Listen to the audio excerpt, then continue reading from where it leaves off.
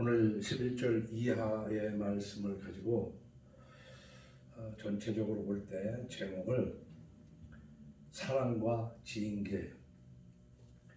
우리가 하나님이라고 하면 사랑을 생각합니다.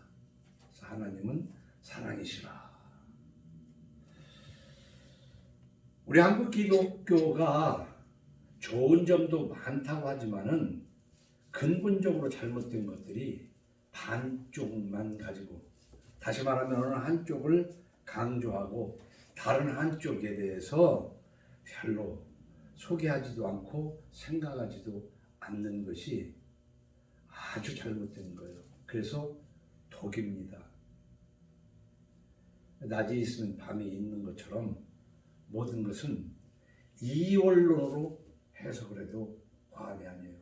그래서 하나님이 사랑이라고 그러면은 그 사랑에는 지인계가 반드시 있습니다. 그래서 지인계를 생각하지 않는 그리스도인이라면 그것은 반쪽이라기보다는 아주 악한 종교에 빠져 있는 것입니다.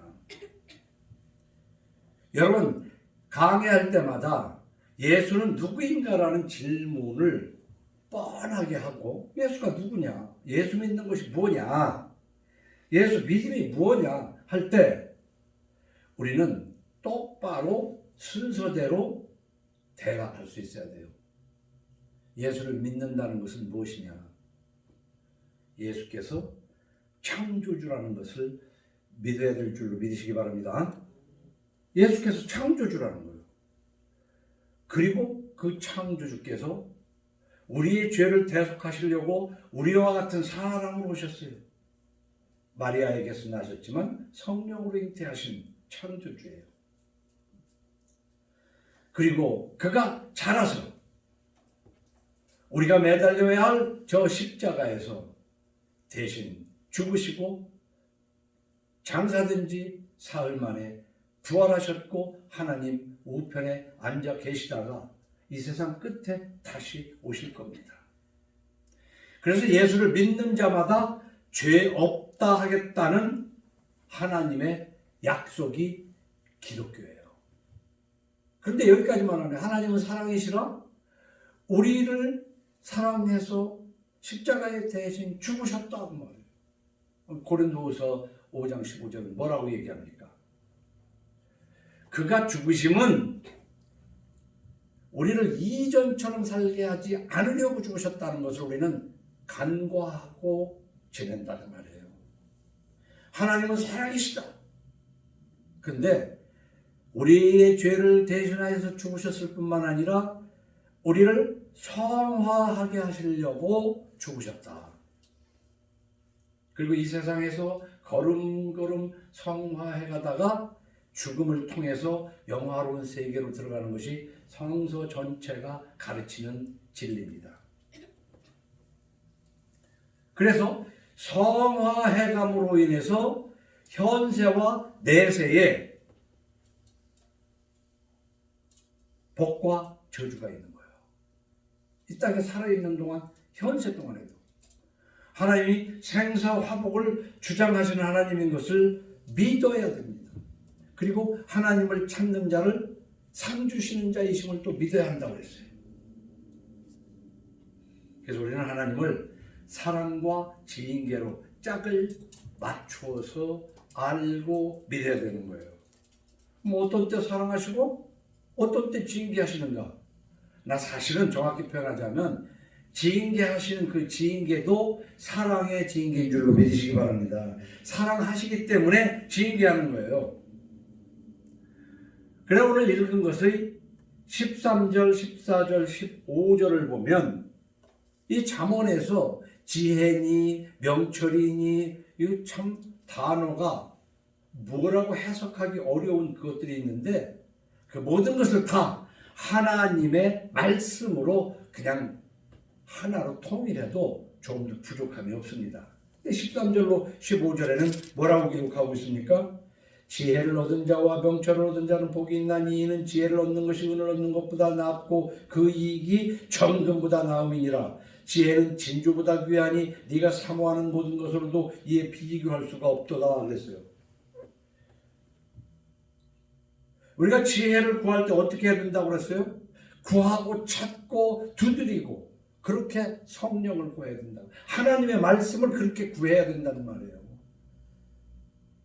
뭐 필요한 것 같기도 하고 뭐 필요 없는 것 같기도 하고 어떻게 보면 이래도 좋고 저래도 좋고 그런 자세를 가지고는 우리 그리스도인이라고 할 수가 없어요. 하나님의 말씀을 은을 구하는 것처럼 시쳇말로 요즘 어떻게든 한 푼이라도 벌어보겠다고 애쓰는 그 마음으로 하나님의 말씀을 찾아야 된다고 말해요. 깨달으려고 애써야 된다고 말해요. 그건 내 주장이 아니고 잠언을 읽으면 바로 그 말씀이에요. 그런데 오늘 13절로 15절은 가치관에 대해서 우리 자본주의 대한민국에서 사는 사람의 가치관은 뭐예요? 돈입니다. 근데 지혜, 다시 말하면 성화, 하나님의 말씀을 알아서 지켜나가는 그 거룩한 생활이 은이나 정금과 비교할 수 없이 귀하다는 거예요. 여러분 이런 강의를 들으면서 정말 그렇다고 생각하는가 스스로 한번 물어보시기 바랍니다. 우리가 살다 보면은 이것보다 저것이 더 귀하게 여기고 나름대로 가치 있잖아요. 그것을 비교할 때 돈으로 가치를 삼잖아요. 여기 10,000원짜리가 있고 100,000원짜리가 있다면 어떤 물건이 있다면 둘 중에 가지라면 어떤 걸 갖겠어요? 돈 값어치가 있는 것을 우리는 원할 거 아닙니까? 그런데 그 하나님의 말씀을 찾기를 은을 구하듯 보배를 찾듯 그렇게 찾으라고 했는데 오늘 13절에서 15절에는 그런 것들과 비교할 수 없다는 거예요. 그럼 이걸 읽고 정말 나는 그렇게 생각하고 있는가? 나의 가치관이 그런가? 그래서 우리 인간은요 다 같이 살아가고 다 같은 사람인 것 같아도 사람마다 가치관이 엄청나게 차이 납니다. 어떤 사람은 이걸 귀하게 여기고 어떤 사람은 저걸 귀하게 여기고 어떤 사람은 그 귀하게 여기는 것을 어떤 다른 사람은 그거 별로 관심도 없는 사람들 많아요. 그것이 마치 무엇과 또 비유가 마찬가지냐면 맛있는 거. 일반적으로 다 같이 맛있어 하는 것도 있지만 많은 사람들이 맛있어 하는 것을 어떤 사람은 별로 맛없다고 하는 사람이 있어요. 그게 뭐가 그렇게 맛이 있냐고. 그러나 자기가 엄청 맛있다고 생각하는 거 남들은 그냥 맛있다고 생각 안 하는 사람들도 많습니다. 그래서 입맛이 서로 다른 것처럼 또 공통적인 부분도 있지만 아주 다른 것처럼 우리가 가치관은 가만히 보세요. 부모 자식 간에도 가치관이 달라요. 더 귀하게 여기고 덜 귀하게 여기는 것들이 있다고. 그런데 이 성화는 저는 성화라고 얘기하겠어요. 여기 지혜나 명철이나 뭐 여러 가지 말씀, 하나님의 말씀이니까 그 말씀을 지켜나가는 거니까 성화예요. 성화는요 은이나 정금보다 훨씬 더 가치 있는 것이다 라고 13절에서 15절에 기록하고 있습니다. 여러분 재물, 우리가 재물이라고 얘기하지만 돈입니다. 돈은 인생에 아주 중요한 겁니다. 어떻게 보면 돈보다 더 가치 있는 것이 뭐 있겠어요? 왜 돈을 그렇게 가치 있게 생각하냐면 그것으로 무엇이든 바꿀 수가 있으니까. 근데 무엇이든 바꿀 수 있습니까? 생명과도 바꾸는 사람도 있고 뭐 별의별 것과 다 바꾸잖아요. 근데 가만히 생각해 보면 돈으로 바꿀 수 없는 것들, 돈으로 살 수 없는 것들이 얼마나 많은지 모릅니다. 그 가치관에 있어서 하나님의 말씀, 그 말씀을 알고 지켜나가는 것이 돈보다 더 가치 있다고 생각을 해봤느냐 그 말입니다. 재물은 인생에 유익한 것만은 틀림이 없습니다. 그러나 재물에 또 다른 면이 있어요. 그것에 노예가 돼서 돈이 인생에 유익한 건 사실인데 그 돈을 벌으려고 평생을 허비하다가 그냥 죽어.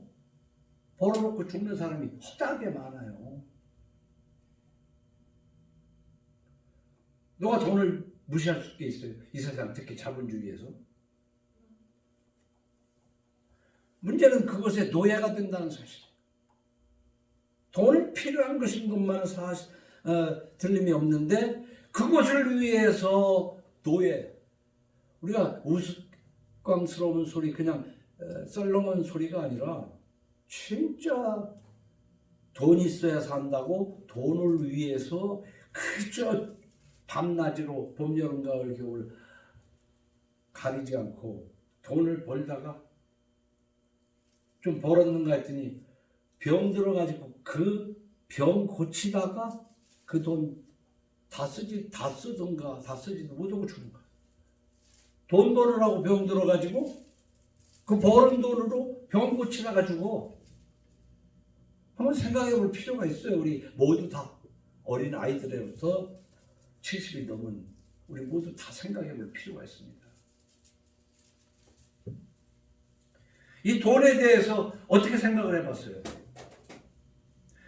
여러분 식당에서 예배 마치고 저 식당에서 식사할 때 잠언 14장 24절 말씀을 읽은 기억이 나십니까? 지혜로운 자의 재물은 그의 면류관이요 미련한 자의 소유는 다만 미련한 것이니라. 액자에 써있는 거 봤냐고요? 여러분 그건 잠언 14장 24절 말씀이지만 제가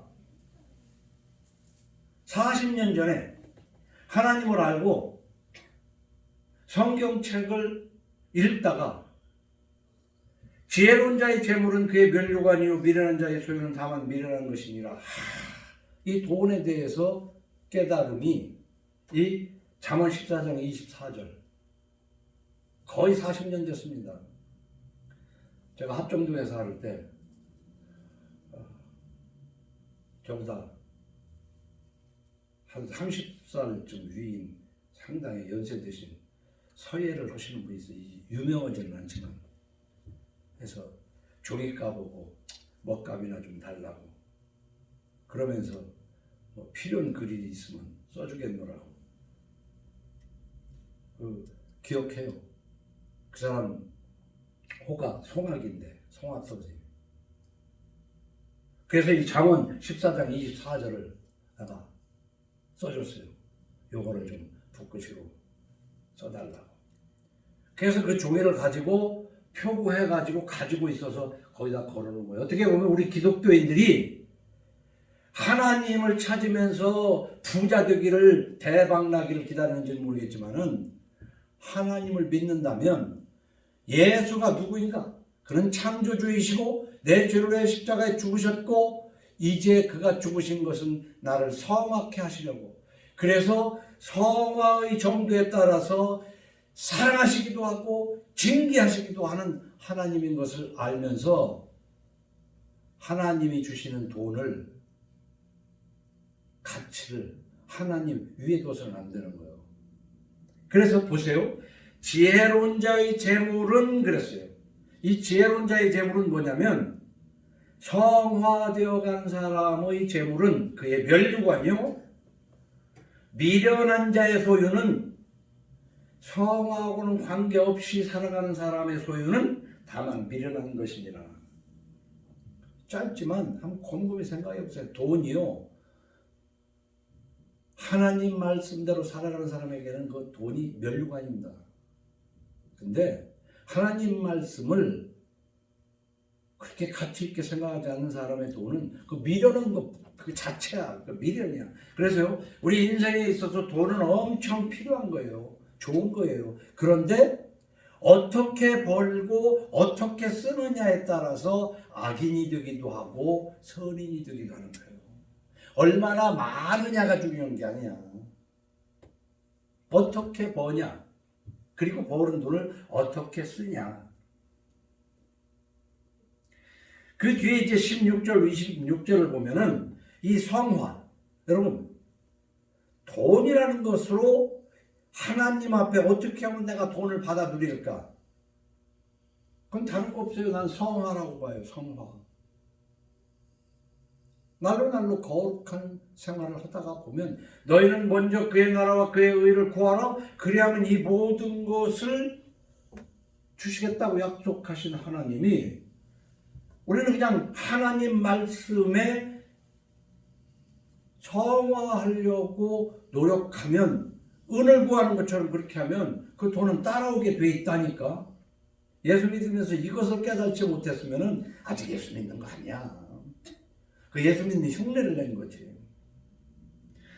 그래서 이 성화는요, 16절, 26절을 줄여서 말하면 그래요. 장수하게 하고 평강을 주고 양약과 재물이라고 그랬어요. 성화가 양약과 재물이라는, 양약은 뭐냐면은 하나님에게 성화하지 못했을 때 하나님의 징계를 받을 때 그 징계를 고치는 것이 성화예요. 그게 양약이야. 참 오늘 이 사랑과 징계, 잠언 3장 11절에서 그 뒤를 읽으면서 어떻게 살아갈까를 깨달는다면 정말 살아있는 가치가 있는 거예요. 이걸 못 깨달으면 아무것도 아니야.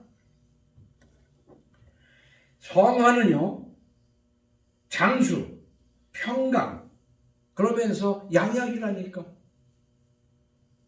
재물이고 어떤 두려움에서도 지킵니다. 성화에 가는 사람 하나님이 딱 붙들어 주신다 이 말이야. 악인에게서도 붙들어 주고 불현듯 다가오는 엉덩이에서도 건져 주신다는 말이에요. 그래서 우리가 그 전부터 액자, 족자 이런 것에 써 있는 한자 중에 많이 보는 것이 뭐냐면 가화만사성, 참 좋은 글자입니다. 가정이 화목하면 만사가 형통한다. 그렇잖아요. 우선 한번 생각해 보세요. 그냥 집구석이라고 표현을 해야 되지. 그냥 집이라고 얘기하지 말고. 집구석이 맨날 지지고 먹고 싸우고 하는 집에 뭐 그렇게 될 일이 있겠어요? 응? 나라가 잘 되고 뭐 한 도시가 잘 되고 오기 전에 집구석이 잘 돼야 되는 거예요. 그 집구석이 잘 돼야 되는 것은 요즘은 그냥 돈만 있으면 잘 되는 줄 알아. 성서적으로 아내는 남편에게 순종하고 자녀들은 아비에게 순종하고 남편은 아내를 예수님이 우리를 위해 죽으신 같이 그렇게 희생적으로 사랑하고 자녀들을 까닭없이 노엽게 하지 않고 이 에베소에서 가르치는 말씀으로 온 가정이 성화해 나가면 이게 가화 아닙니까? 가화. 응? 그러면 만사성이란 말이야. 만사가 형통하는 거 이루어지는 거예요. 그래서 가화 만사성을 저는 가정성화 만사성이다. 난 이렇게 생각을 해요. 가정성화. 가정이 하나님의 말씀으로 성화해 가면, 근데 이 하나님의 말씀으로 참 이렇게 성화해 가는 거 생각을 하고 온 식구가 그냥 새벽 기도나 열심히 다니고 그냥 막 부흥이나 쫓아다니고 미신이라고, 미신, 그거 미신 그렇게 하는 게 아니고 하나님의 말씀으로 변해가는 거야. 그 가정이 하나님의 질서가 가정에 들어오는 거예요. 응? 그래서 가정에 남편이 얘기를 하면 다 뭐 예 그게 무슨 굽신거리는 게 아니지, 옳은 말을 하니까 예 하는 거지. 털을 달지 않고. 그러니까 에베소서를 읽어야, 양쪽을 읽어야 돼요. 자녀들을 또 노엽게 하지 말고 뭐 이 말씀을 잘 읽어야 되는데, 하나님은요 그 가정의 성화를 위해서 징계하신다는 것을, 이 징계를 깨먹으면 안 돼요. 하나님은 사랑하시되 그 사랑이 징계예요. 그게요 우리 가정 속에서 뼈대 있는 집안의 모습과 흡사합니다. 그래서 나는 지금 주부 뒷면에서 썼는데 한번 보세요. 우리 창조 질서 가운데에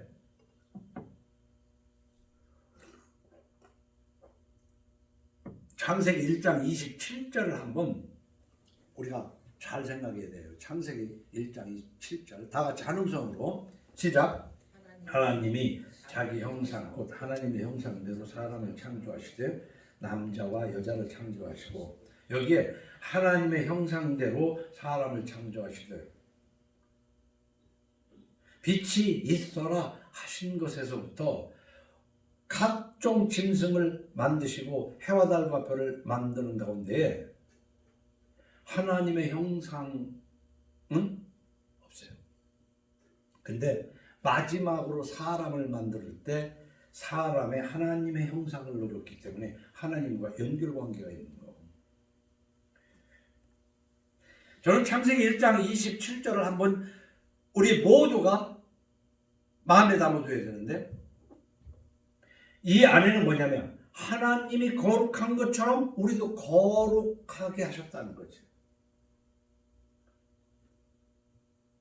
그리고는 세월이 흘러서 이스라엘을 애굽에서 이끌어내면서 광야에서 하신 말씀이 뭐예요?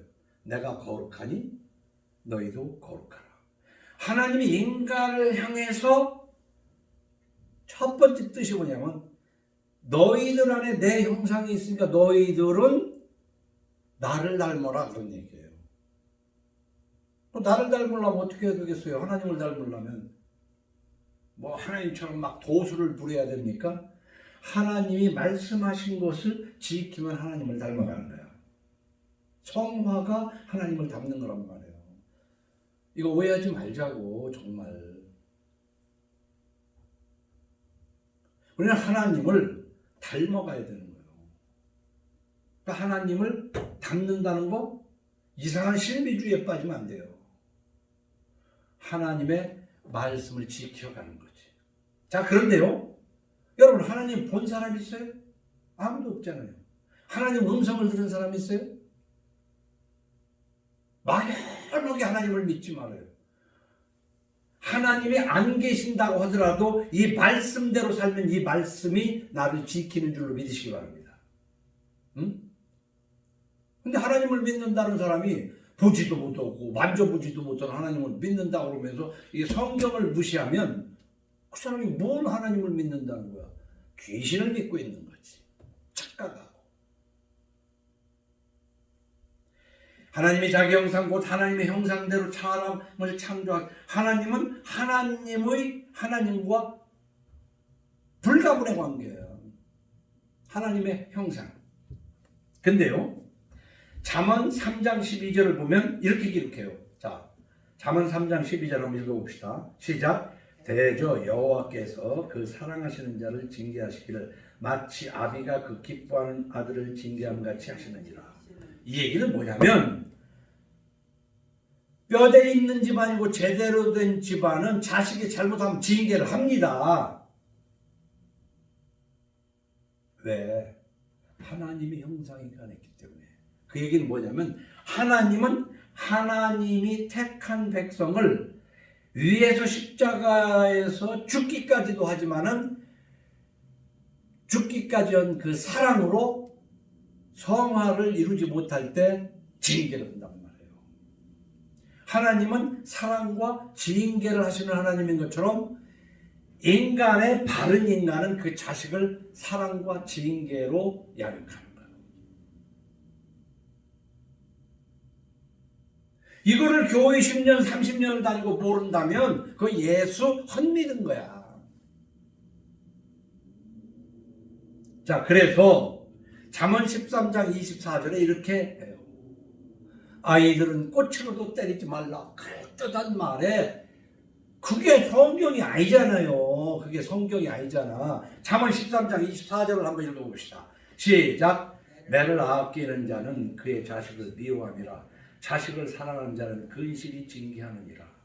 근데요, 나는 얼마 전에도 보면은 은퇴현 목사님이 가끔 문자를 해와요. 그걸 보면은 어떤 유명한 사람들이 뭐 유명한지 뭔지 모르겠어 글을 쓰는 사람들이 쓴 거 읽어보면 그럴듯한 얘기 같은 것을 보내와. 자기를 사랑하는 자가 지혜고 어쩌고 막 그 인간적인 얘기. 아니 성경은 뭐라고 했어요? 자기를 사랑하지 말라는 거 아닙니까? 그것도 한쪽으로 보면 궁극적인 자기 사랑이 없으면 또 어떻게 하나님도 사랑하겠습니까? 그러나 자기를 믿지 말고 자기를 사랑하고 자기를 믿어야 된다는 그런 글 같은 거나 보내주는 목사 보면 참 심란해. 그럼 그 반대쪽에 자기의 지혜를 믿는 자는 어리석은 자에게 오는 말씀을 보내주면 아무 대꾸가 없지. 우리 예수 믿는 거요 똑바로 믿어야 됩니다. 그러니까 TV 같은 데서도 김혜자 씨가 독실한 신자입니다. 그래서 저 뭐 어디 가서 참 봉사를 많이 하고 참 훌륭한 분이에요. 근데 그분이 어디서 배우고 한 얘기인지 자기가 한 얘기인지 몰라도 애들은 꼬치로도 때리지 말라. 나는 아마 김혜자 씨가 한 걸로 알거든요. 그러면 잠언 13장 24절에 뭐라고 써있어요? 매를 아끼는 자는 그의 자식을 미워함이라 자식을 사랑하는 자는 근실이 징계하느니라 그랬잖아요. 그 아마도 요즘 막 애들을 폭행하고 하는 집이 간혹 있고 죽이기까지 하니까 그걸 말리느라고 하는 얘기겠지만 듣는 사람이 잘 들어야 되거든요. 아마 충청도 사람들은 그 말 들으면 그 애들을 왜 때려 길러 그냥 보지 때리지 마유 모르는 사람들 많이 봤거든. 그러니까 성경 이걸 한번 읽어봐라. 매를 아끼는 자는 그의 자식을 미워함이라 자식을 사랑하는 자는 근실이 징계하느니라. 왜 이 얘기를 하냐면 하나님이 자기 형상 곧 하나님의 형상대로 사람을 창조했다고 그러고 그 다음에 여호와께서 그 사랑하시기를 징계하시기를 마치 아비가 그 기뻐하는 아들을 징계한 같이 하나님이 우리 인간을 그렇게 징계한다는 거 아니에요. 9절에 그러면서 자식을 때리지 않으면 그 미워하는 거라고 써있잖아요. 그런데 잠언 19장 18절에 이렇게 써있어요. 네가 네 아들에게 희망이 있은즉 그를 징계하되 그래서 징계하되 죽일 마음은 두지 말지. 봤지. 이거 죽일 마음으로 애를 패면 됩니까? 어? 오죽하면 애가 갈비가 16군데가 부러져. 어? 뭐 조카 삼촌이 그랬나. 뭐 요즘 보면 참 흉악한 뭐 애를 그냥 그 애를 찬물로 겨울에 저 목욕탕에 세워놓고 찬물로 그냥 샤워를 물을 뿌린 거지. 그러고 문도 안 열어주고 그럼 얼어 저체온으로 죽지. 그게 살아. 네? 그러니까 성경은요 동전의 양면인 것처럼 이쪽과 저쪽을 잘 구분해서 해야 되는 거야. 애를 꼬치로도 때리면 안 되는 것도 아니고 그렇다고 죽일 마음으로 때려서도 안 되는 걸 알아야지. 그래서 이 사랑이라는 것은요 하나님과 부모의 사랑은 키질로 비유하는 것을 여러 번 얘기했잖아요. 아직 젊은 사람들은 모르겠지만 고사님들 아시죠? 키질. 알코올 갖다가 키에다 놓고 이렇게 바람을 일으키는 거 아니야. 그러면 겉껍질하고 쭉쟁이는 날라가. 그리고 알곡은 출석하면서 이 앞으로 보이잖아. 알곡만 모아. 그러니까 하나님이 이 세상 많고 많은 사람 중에 키질을 합니다.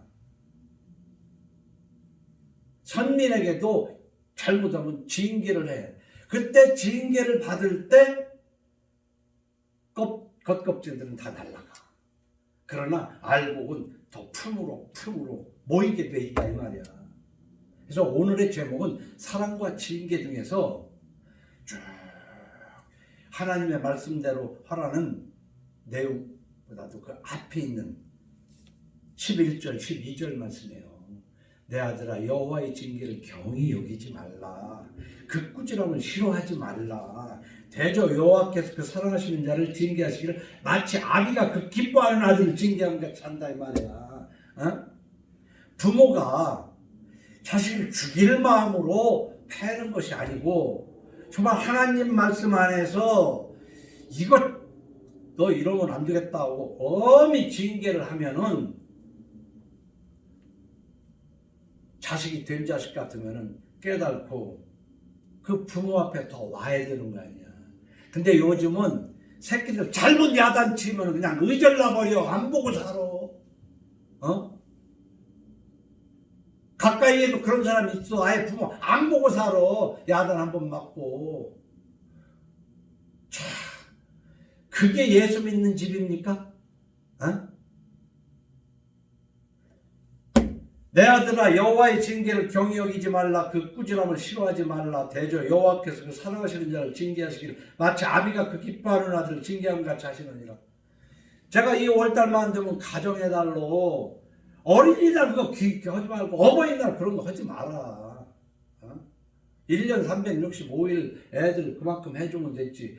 그 옛날 정말 먹을 것도 안 주고 그냥 애들 발목까지 묶어놓고 일 나갔다 오던 시절 좀 애들 사람처럼 취급해줘라 하는 어린이날, 그때 만들어 놓은 어린이날을 여태 지키고 있냐고. 가까이 있는 거 기독교에서 지킬 필요 없어. 그거 어버이날도 마찬가지지. 365일 어버이로 대해야지. 무슨 어버이날 무슨 뭐 꽃 한 송이 여기다가 다뤄주면 그걸 아니 그런 짓 하지 말어. 난 그런 짓 하지 말라는 거야. 그 왜 어버이날이니? 이 교단에서도 그 어버이 주일 뭐 어린이 주일 하는데 그거 하지 말아야 돼.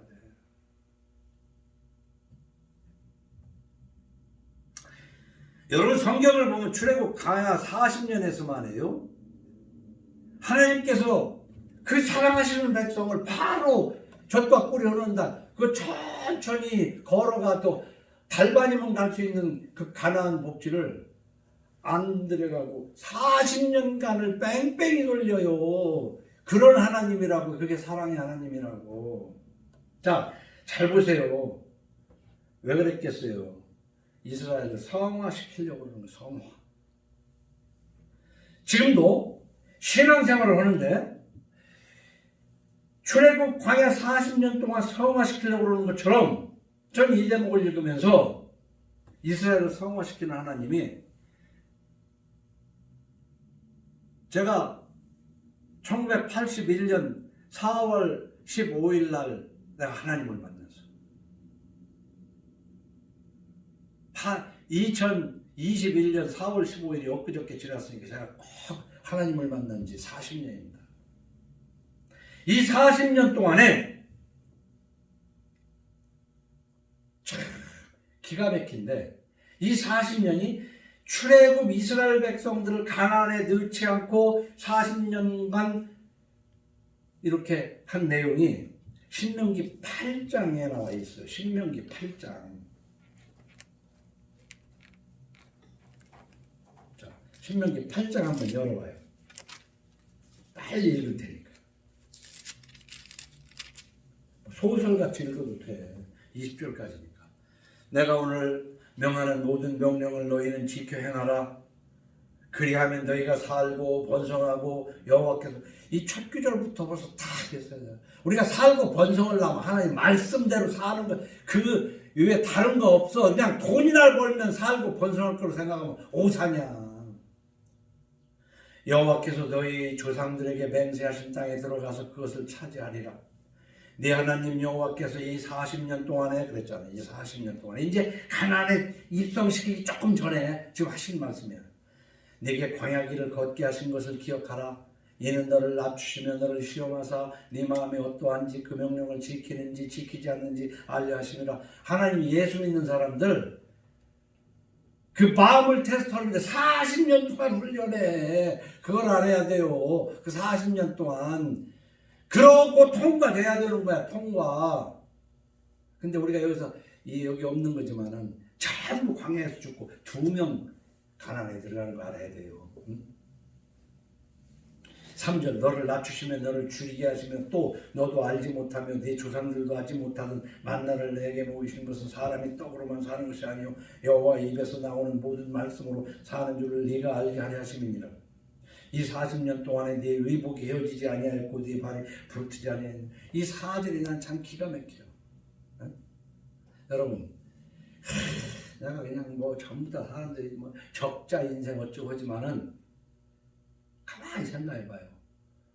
70여 년 전, 80여 년 전, 50여 년 전 여러분이 부모 뱃속에서 나올 때 시루레기 하나나 가지고 왔어? 응? 그런데 그 수십 년을 먹고 입고 쓰고 그러고 지금까지 뭐가 있잖아. 뭐 적자 인생 없다고 하면 적자 인생 없어. 응? 근데 희한하잖아요. 이 40년 동안에 그 광야를 돌면서 내 의복이 헤어지지 아니하였고 내 발이 부었지. 우리 인생이 그렇더라. 저 40년을 생각해 보면요, 하나님을 만나게 된 그때서부터, 제가 미안한 얘기지만 요즘 미친 집값으로 이 부동산 광풍이 부는데, 제가 40년 전에, 그러니까 42년 전에 내가 집장사 하다가, 그때 집장사가 얼마나 큰 죄인가를 하나님을 몰라도 깨달았어요. 집장사 하다가 돈 좀 벌다가 박정희 대통령이 8월 8일 날 부동산 조치법을 해가지고 집이 매매가 전혀 안 돼가지고 빚 가지고 집 산 사람들 그때 아카시아 나무에 목 매달고 부어고 막 난리가 났어. 있는 돈 가지고 산 사람이면 괜찮지. 그때는 은행 돈도 아니요. 빚이 월 3부 4부 할 때요. 월 3부 4부. 일반인들이 월 3부는 싼 거고 보통 4부 받아. 3부만 해도 36%요. 지금은 1년에 3.6%도 비싸다고 그러는데, 제가 이 얘기 하려고 해서 한 게 아니라, 그때 서울에서 집 두 채 샀다 팔았다 해가면서 몇 푼 생기는 것을 그 어린 나이에 참 못된 짓을 했지, 내가 지금 생각하면. 그러다가 88조치에 묵혀가지고 그때 고생을 엄청 했어요. 그러다가 고생하다 어떻게 해서 누구 따라서 기도원을 가서 하나님을 만난 겁니다. 그때서부터 40년 동안 난 이 4절이 난 8절부터 40년이 안 됐을 때도 기가 막히게 나에게 오는 말인데, 지금은 40년이라니까. 딱 맞는 40년 동안 내 의복이 헤어지지 아니하였고 내 발이 부르트지 아니하였느니라. 하나님과 바른 관계로 하나님을 해석하면서 살아야 돼요. 그냥 형식적으로 교회 들랑거리는 거. 난 교회 다니지 말라는 거예요. 요즘 왜 교회를 다녀? 교회 갈 만한 교회가 어디 있어? 그냥 스스로 성경 읽고 집에서 주일 지키세요. 뭐 저도 이제 70 넘었으니까 언제 죽을지 모르는데, 여러분 각 가정이 스스로 하나님께 주의를 지키며 예배 드릴 수 있는 거 연습해. 스스로. 자, 이걸 싹 다 오늘 뭐 20절까지 읽고 이렇게 하려고 그랬는데, 우리는 성화하면 하나님이 책임져. 이 땅에 성화, 내가 성화될 뿐만 아니라 가정이 성화되는 것을 원한단 말이에요. 가정이 성화되는 거. 교회는 가정에서부터 출발된 거야. 바울은 이렇게 말합니다. 너희가 죄와 싸우되 아직 피 흘리기까지 대항하지 아니하고, 이게 죄와 싸우는데 피 흘리고 생명 걸고 죄와 싸워야 된다는 얘기야. 또 아들들에게 권하는 것 같이 너희에게 권면하신 말씀도 잊었도다. 일러스되 내 아들아, 주의 징계하심을 경히 여기지 말며 그에게 꾸지람을 받을 때 낙심하지 말라. 주께서 그 사랑하신 자를 징계하시고 그가 받아들이시는 아들마다 채찍질 하시리라 했으니, 채찍이라고 그래. 채찍. 회초리가 아니라 채찍을 치신다니까. 우리 인생에 있어서 불같이 무섭고 괴로운 일이 와도 하나님을 서운하게 생각하면 안 되는 거야. 그게 신앙이야. 그래서 신명기 8장을 1절에서 끝절까지, 신명기 8장 1절에서 20절, 이게 신명기 8장 20절까지인 것을 오늘 잠언 11절에서 20절까지로 잘못 쳤어. 28절까지 쳐야 되는데 이게 신명기가 8장 1절에서 20절까지입니다. 그럼 여기 중간에 있는 걸 내가 한번 읽고 마칠 때니까 한번 잘 생각해봐요. 1절, 내가 오늘 명하는 모든 명령을 너희가 지켜 행하라. 그리하면, 그렇죠? 그리하면. 하나님 믿는 데는 어떻게 하면이야. 어떻게 하면. 그리하면. 밤새 기도하면이 아니라니까.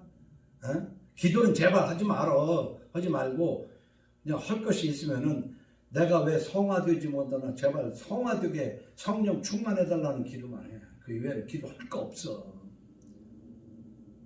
그래야하면 너희가 살고 번성하고 이 1절 4절에 이 40년 동안에 네 의복이 헤어지지 아니하고 네 발이 붙지 아니하였느니라. 5절에 너는 사람이 그 아들을 징계함 같이 네 하나님 여호와께서 너를 징계하시는 줄 마음에 생각하고 네 하나님 여호와의 명령을 지켜 그의 길을 따라가며 그를 경외할지니라 그랬잖아요. 그러면 하나님이 알아서 책임져 줘. 제가 40년 동안 하나님을 믿어본 것을 나 이 자리에서 진짜 목청을 돋궈서 얘기하는 거야. 하나님 앞에 성화하도록 은을 찾고 보배를 찾듯이 성화가 집보다 돈보다 가정보다 더 성화가 중요하다는 것을 생각하면 하나님이 책임져. 앞으로 40년 살아봐도 의복이 헤어지지 않고 부르트지 않아 발. 10절 네가 먹어서 배부르고 네 하나님 여호와께서 옥토를 내게 주셨으므로 말미암아 그를 찬송하리라. 하나님 똑바로 믿고 성화하면은 이 10절처럼 되는 거요. 부자 된다고 내가 재벌 된다고 얘기하는 게 아니라 네가 먹어서 배부르고 네 하나님 여호와께서 옥토를 내게 주셨으므로 말미암아 그를 찬송하리라. 이거 뭐 옥토라고 그러면 꼭 농사를 져야만 되는 게 아니라 뭐 직업이 뭔 직업이 있어. 직장이 됐든 사업권이 됐든 간에 먹으면 배불러야 되는데 먹어도 허기지는 사람이 있어. 인생에 워낙 믿을 구석이 없으면 먹어도 왜 그지가 조금 전에 먹었는데 뭐 또 먹을 거 있으면 또 먹는 줄 알아? 언제 굶을 줄 모르니까 먹는 거야. 응? 그 돈도 하는 게 그래. 언제 돈 떨어져서 그지 될지 모르니까 돈 버는데 급급 하는 거야. 급급. 그게 지금 하나님을 경험 못해서 하는 거야. 17절. 자, 이렇게 11절. 내가 오늘 네게 명하는 여호와의 명령과 법도와 규례를 지키지 아니하고 네 하나님 여호와를 잊어버리지 않도록 삼갈지어다. 그러니까 넌 먹어 배부르고 하나님을 찬송할 때 그러면서 하나님을 잊고 법도와 규례를 지키지 아니할까? 이걸 조심하라는 거예요. 돈 잃어버릴까? 그걸 염려하지 말고 내가 하나님의 법을 무시할까? 근데요, 되게 이런 게 있습니다. 제가 그냥 살아보니까 지난주에도 얘기한 것처럼 사람들이 주변에 내가 많은 사람 봤어도 어떻게 하다 돈 좀 벌으면은 뭐든 잘하는 줄 알아. 그 착각에 빠져. 많은 돈도 아니 조금 벌어놓고는 성공한 사람들이 되게 착각하는 게 뭐냐, 교만해져요. 성공하면. 그래가지고 내가 어떻게 해서 그러고 나면 뭐를 해도 될 줄 알아. 그 착각에 빠지더라고. 근데 하나님은 그러지 말라는 거거든. 그런데 하나님을 믿어가지고 잘 정말 하나님 앞에 성화를 해서 그 하나님 앞에 돈이 좀 생기고 나면은 하나님을 형식적으로 섬겨.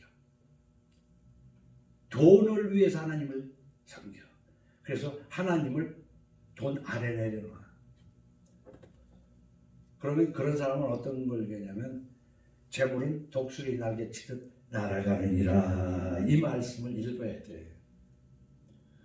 하나님이 불어버리면요 흔적이 없어버려. 생명도 흔적이 없고 재물도 흔적이 없어. 그 사람들은 그렇지. 내 거 버블에다 등기 땅땅 쳐놓으면 누가 건드려 누가. 근데 하나님이 벗겨버리면 헐겁게 벗어져 버려요. 아무것도 아니야. 등기 친다고 내 거 아니야. 내 살아본 경험이야. 17절. 그러나 이 성경에 그러나라는 게 참 정신 바짝 차려야 되는 거야. 네가 마음에 이르기를 내 능력과 내 손의 힘으로 내가 이 재물을 얻었다 말할 것이라. 말할 거라고 예언한 거야, 하나님이. 어? 하나님 앞에 기도해 가면서 하나님만 뜻대로 살겠습니다 해가면서 조금 살만하면요, 전부 다 하나님이 여기 내가 어떻게 고생을 했는데 하고 내가 보는 걸로 착각을 해버려. 이런 사람 내가 들어봤어요. 너 들어봤어. 그런데 18절에 그래요. 네 하나님 여호와를 기억하라. 그가 네게 재물 얻을 능력을 주셨습니다. 이같이 하심은 네 조상들에게 맹세하신 언약을 오늘과 같이 이루게 하심이니라. 20절 여호와께서 너희 앞에서 멸망시키신 민족들 같이 너희도 멸망하리니 이는 너희가 너희 하나님 여호와의 소리를 청종하지 아니함이니라. 이 신명기 8장 끝은 뭐냐면 여호와의 소리를 청종하지 아니했기 때문에 이 가나안 땅을 너희들한테 주었는데 이 가나안 땅을 너희들 주기 위해서 멸망시켜버린 개들처럼 너도 그렇게 똑같이 멸망할 것이라는 것이 하나님 백성에게 하시는 말씀이야. 그래서 오늘 잠언 3장 11절에서 26절까지 말씀을 가지고 사랑과 징계라고 내놨어요. 하나님은 사랑하시기 때문에 징계하는 거예요. 그러니까 우리가 성화하지 못하면 하나님의 징계가 옵니다. 근데 그 징계가 온다는 것은 고마워요. 왜냐하면 징계가 없으면 사생자라는 건 뭐냐면 예수 그거 형식적으로 거 하나님 새끼가 아니라는 뜻이란 말이에요. 그래서 징계가 무섭게 올 때 서운해하고 그러지 말고 아비가 자식을 징계하는 같이 그걸 다 그런 줄 알고 잘하고 하나님을 기뻐하라는 거예요. 어? 오늘 이 말씀 내가 주장하는 게 아니고 성경 이곳저곳에 있는 것을 잘 내 나름대로 믹스할 수 있는 만큼 믹스한 거. 어? 이 말씀을 마음에 두고 하나님 앞에 성화해 갈 때 우리의 삶이 결국은 어떤 어려움 속에서도 내 잔이 넘치나이다. 이 다윗이 쫓겨다니면서 하나님의 섭리를 고백한 것이 시편 23편이에요. 내 잔이 넘치나이다. 그리고 바울이 결혼도 안 하고 주님 재림하실 걸 믿고 말씀을 전하고 다니다가 얼마나 고생을 했는데도 나는 아무것도 없는 자 같으나 모든 것을 가진 자요. 무명한 자 같으나 유명한 자요. 또 속이는 자 같으나 참되도 나 그랬잖아. 어? 이런 것을 체험하는 여러분 되기를 예수 이름으로 축원합니다.